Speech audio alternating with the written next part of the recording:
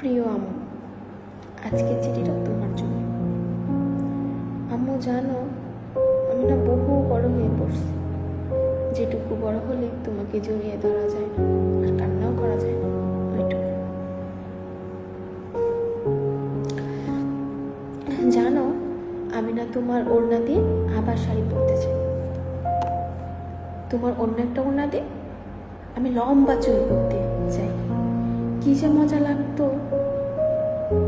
তোমার সাজুনি জিনিস দিয়ে বহুদিন সাজি না।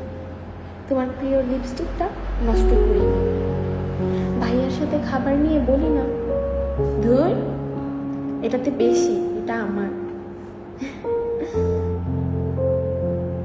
তোমার পছন্দে আমার আর ঈদের জামা কেনা হয় না। বোনের সাথে আর ঝগড়া হয় না যে আপু আমাকে বেশি ভালোবাসে। জানো, আমি না এখন প্রতিদিন বড় রাস্তা একা একা পার করি। কই আপু, তুমি কেন রাস্তা পার করে দাও না? তোমার মতো চুলে হাত খোপা করি। আমি তোমার অনেকটা ভালোবাসি, বুঝছো? আমি তোমার মতো শক্ত হতে চাচ্ছি, আর হয়েও পড়েছি। ভূত ভয় পাওয়া